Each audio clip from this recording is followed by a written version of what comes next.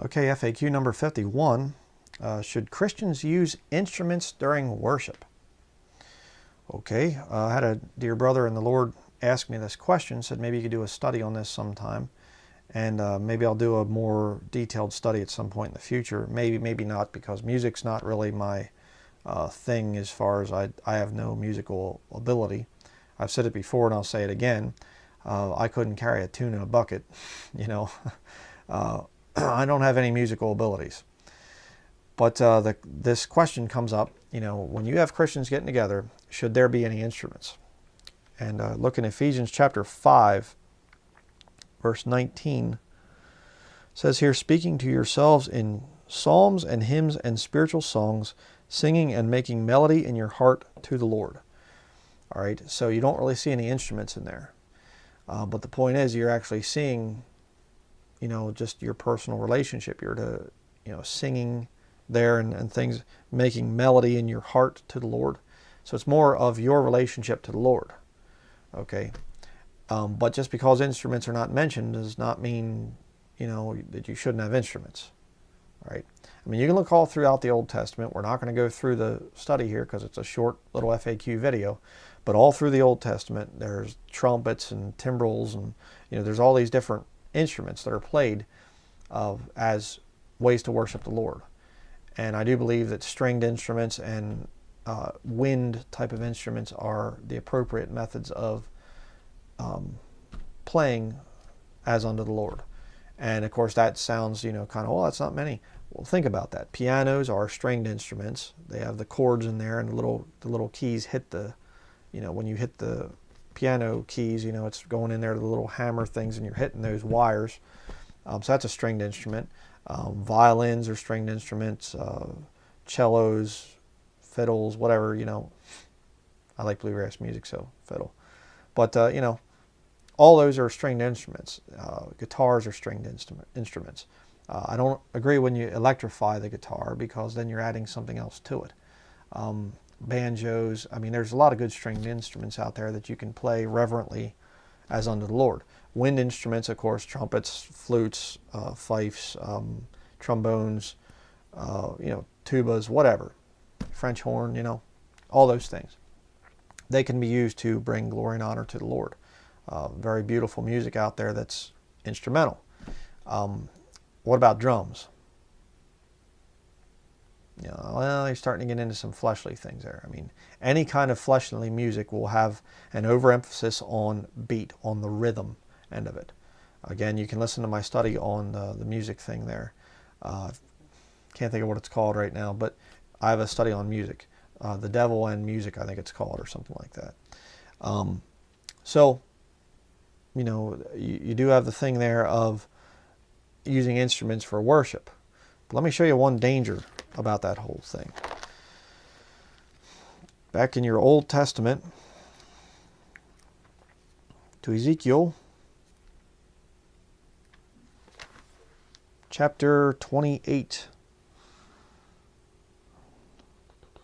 Got to see which verse it's in here.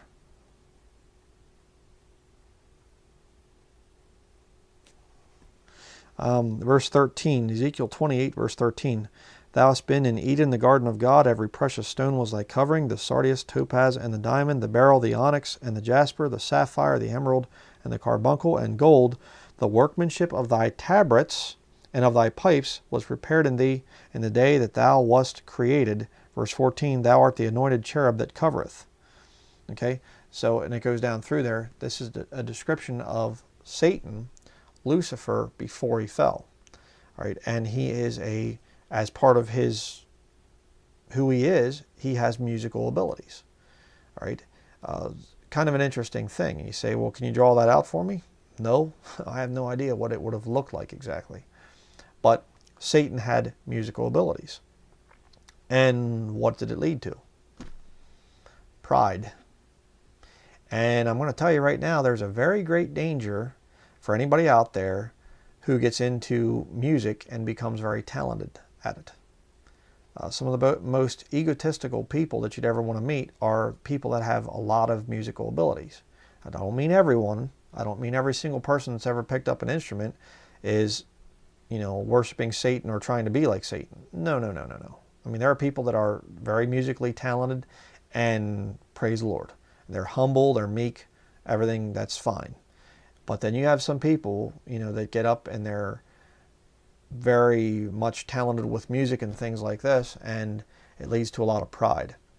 And I've been in plenty of Bible buildings over the years, born and raised in them, and I've seen the special music thing, and I've seen how that gets very, very prideful many times. And you get the person that did the special music, and people come up afterwards and, oh, that was so wonderful. I never heard anything so good. Oh, well, thank you. Well, and you see that pride starting to go up. And I've known, I know of modern professing Christians that actually are paid to go around and put on their little musical performances. So, should Christians use music in their worship of the Lord? That's debatable. The way I see it is that the Lord created the New Testament church to be flexible. That's why there are no buildings required to worship together as Christians. And quite frankly, there are no instruments that are required either. I mean, you had Christians meeting in caves, meeting out in the forests, and I don't really see too many of them pushing around a grand piano, so that you can play it for the hymns that morning. If you have a small little gathering there and somebody can play the guitar, acoustic guitar or something, or you have a young lady that can play the flute and play along with the music, okay. But I would really avoid the special music kind of a thing. It can get kind of fleshly. Even when the people that are performing it mean absolutely well and really their heart's in it for the right reasons, that they're trying to bring glory and honor to the Lord. And especially when you have applause. I mean, that's just like really bad. And there's a whole lot I could say about that too. Again, FAQs, I can't get into all the fine details of this thing.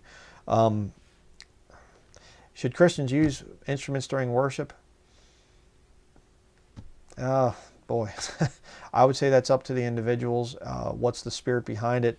Are you doing the special music thing? Is there praise coming for it? As more and more Christians get away from the whole Bible building movement and more Christians are worshiping at home, I think singing together a cappella is going to be a practice that's going to increase. I think it's a great thing.